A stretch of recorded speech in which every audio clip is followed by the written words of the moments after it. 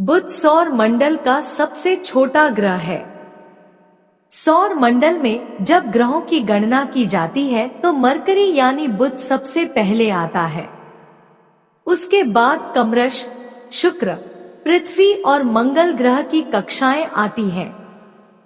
सौर मंडल में यही चारों ग्रह ठोस रूप में हैं। इन्हें आंतरिक ग्रह भी कहा जाता है।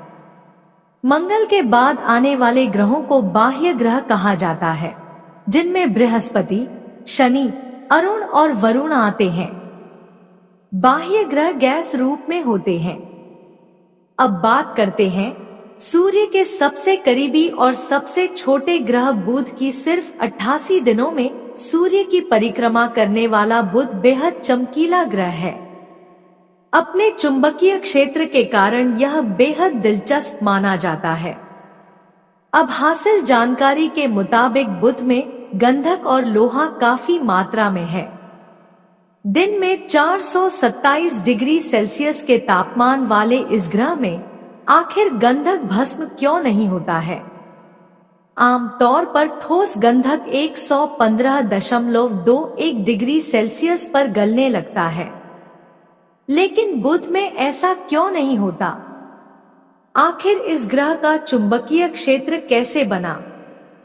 बुध पर पानी कैसे मौजूद है? ऐसे कई सवाल हैं जिनकी पड़ताल करने के लिए 16 हाई-टेक उपकरणों वाला एक अंतरिक्ष यान बुध पर भेजा जाएगा। बेपी कोलंबो एक साझा मिशन है जो दिसंबर 2025 में बुध पर पहुंचेगा। इसमें यूरोप में तैयार एक सैटेलाइट है जो बुध के धरातल का नक्शा खींचेगी, जबकि एक जापानी यान उसके चुंबकीय क्षेत्र की पड़ताल करेगा। इनमें से एक उपकरण बर्लिन के रिसर्चरों ने बनाया है। इसका मकसद तापीय विकिरण को मापना है। वैज्ञानिक बुध के धरातल को गहराई से समझना चाहते हैं। सबसे पहले उन्होंने देखा कि जब धरती पर अलग अलग तरह की चट्टानें उच्च तापमान के संपर्क में आती हैं, तो क्या होता है। इन नतीजों की तुलना बुध ग्रह से आने वाले डाटा से होगी।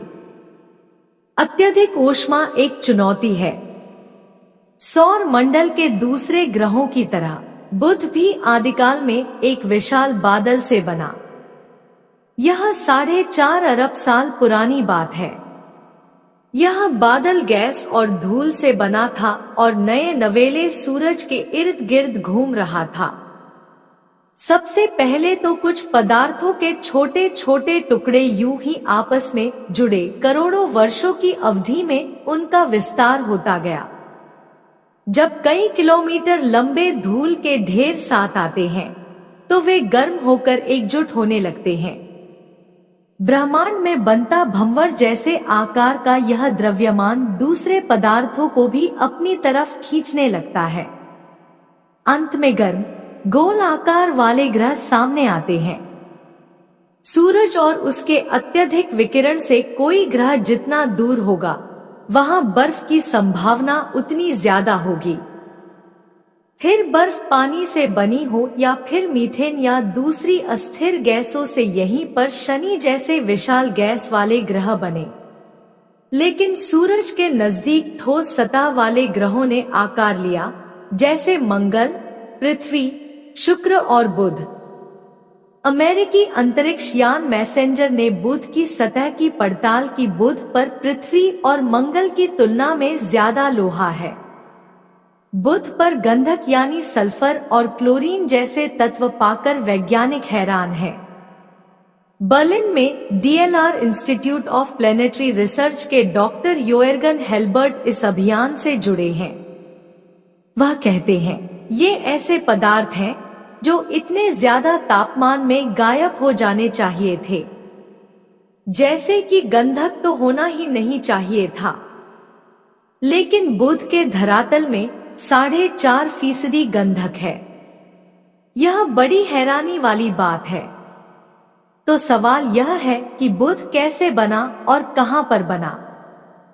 क्या बुध ने सूर्य के नजदीक ही अपनी मौजूदा कक्षा में आकार लिया? अगर ऐसा है तो फिर वहां इतना ज्यादा अस्थिर सल्फर कैसे है?